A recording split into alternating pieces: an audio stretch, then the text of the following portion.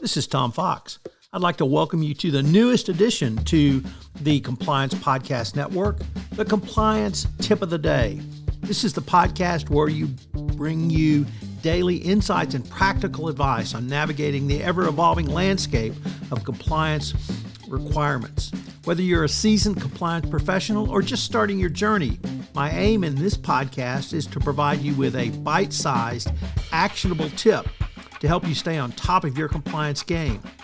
Join us as we explore the latest trends from the Department of Justice, share some best practices, demystify complex compliance issues to help keep your organization doing business ethically and in compliance, and at the end of the day, more profitably. Tune in daily for your dose of compliance wisdom. Let's make compliance a little less daunting, one tip at a time. Now a word from the sponsor of the Compliance Podcast Network, Ethico. In compliance, the value of anonymous reporting is undeniable. But with Ethico, anonymity doesn't mean a loss of connection. Our blinded, two-way communication fosters an environment of trust and confidentiality, encouraging open and honest dialogue. It's not just about receiving reports. It's about understanding the story behind each one, creating a culture of integrity and respect. Transform your approach to anonymous reporting with Ethico. Begin your journey at ethico.com/CPN, where you can book a demo, access an exclusive white paper by Tom Fox titled The ROI of Compliance, and utilize our free ROI calculator. What are some of the characteristics and attributes of a toxic culture? Well, this is something that will be important for you as a compliance professional to understand and to identify. There are many indicia of good cultures, but there's indicia of poor cultures as well. And a MIT Sloan Management Review article entitled Why Every Leader Needs to Worry About Toxic Culture is a great guidepost. So the top 5 attributes of a toxic culture. Number 1, disrespectful behavior. Employees feeling disrespected at work has the largest negative impact on the overall rating of corporate culture. Number 2, the non-inclusive behavior.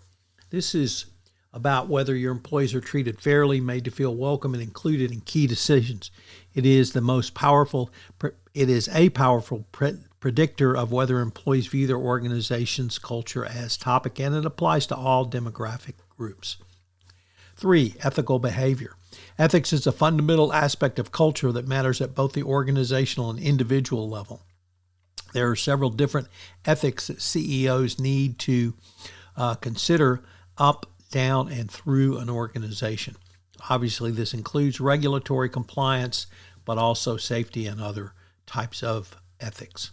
Cutthroat behavior. This is very interesting because it's not simply friction and coordination, but situations where employees talked about colleagues and actively undermined them in doing so. And number 5, abusive behavior. I started my legal career at a large law firm, and I certainly understand abusive behavior. But this is sustained hostile behavior towards employees, and it can literally wreck the culture of an organization.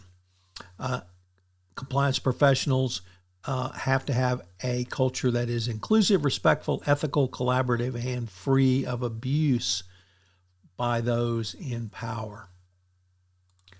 So the attributes of and characteristics of a toxic culture are things you should look for, you should test for, you should ask questions about, because if you begin to see these in your organization, I think that you need to move to stop them quickly and remediate before they can permanently harm your corporate culture. As you know, this month's sponsor of the Compliance Podcast Network, including this podcast, is Ethico.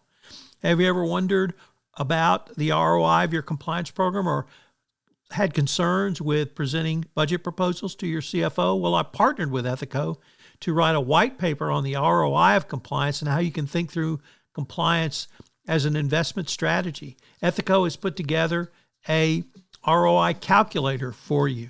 Check them out on the website. This is Tom Fox again.